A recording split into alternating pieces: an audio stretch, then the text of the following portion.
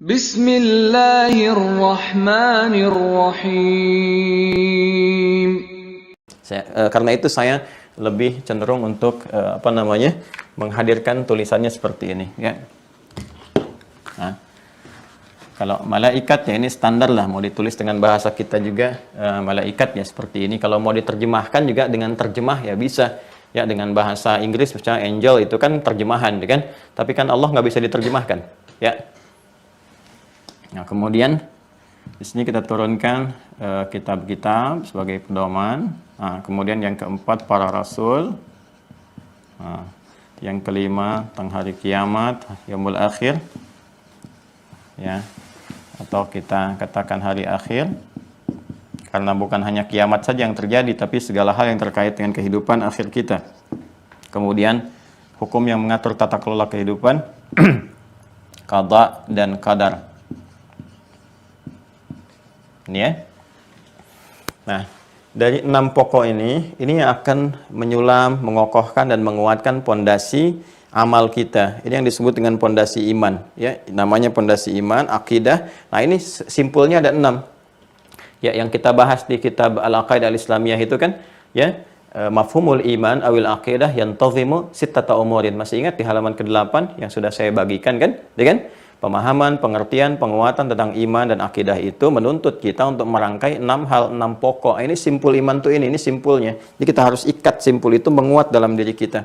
Kalau ini sudah kuat, maka dorongan pondasi ini akan menjadikan pijakan-pijakan amalan itu menjadi kokoh. Makanya tubuh kita kokoh untuk beramal karena pondasi imannya kuat dalam jiwa kita. Tangan ini kokoh untuk beramal saleh, ya, lisan kokoh untuk beramal saleh. Kemudian sampai dari ujung kepala sampai ujung kaki, semua kokoh. Ini bangunan amalnya. Karena itu sholat kita kerjakan kan dengan seluruh tubuh kita tuh. Ya, kalau kokoh iman dalam jiwa kita, maka pancarannya, cahayanya, nuruhum yas'a baina aydihim wa bi aymanihim itu kuat menggerakkan diri kita untuk beramal saleh, untuk bersyariat, ya. Ini simpulnya. Nah, penguatan kita di pertemuan yang kemarin, yang terakhir sampai yang terakhir kemarin, ini masih di aspek yang pertama ini. Ya, kita sudah selesaikan bagian ini tentang pembahasan al-ma'rifah billah. Ya, ini sering disingkat dengan ma'rifatullah. Al-ma'rifah billah. Jadi kalau sudah tahu, sudah kenal, sudah mengetahui kemarin dalil yang kemarin sudah kuat, sudah paham, maka ba'nya hilang nanti.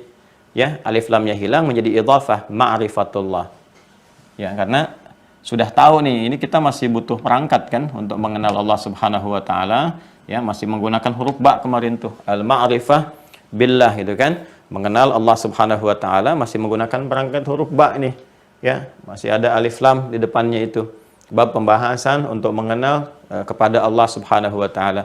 Ba-nya kan banyak tuh fungsinya, ya, untuk menghadirkan kedekatan, musahabah, kerekatan, al-ilsaq itu kan, dengan tujuan, sebab akibat, sebabiyah dan seterusnya. Nah, ini semua pembelajaran itu menunjukkan kita untuk bisa mendekatkan diri kepada Allah Subhanahu wa taala. Sehingga hubungan penghambaan kita kepada Allah begitu rekat. Dengan rekat itulah muncul pemberian-pemberian Allah yang sangat cepat, pengawasan, perlindungan, ya, dan segala hal yang terkait dengan kebutuhan hamba. Kalau sudah dekat, sudah lekat, maka menjadi idhafah ma'rifatullah, mudhaf ilaih. Ya kan? Jadi artinya apa? Perantara ilmu ini sudah melekat dalam jiwa kita sehingga secara otomatis kita itu terdorong untuk mendekat kepada Allah Subhanahu wa taala. Ya, lisannya mudah beristighfar, refleks kita menyebut nama Allah dalam setiap kegiatan, ya, dan sebagainya.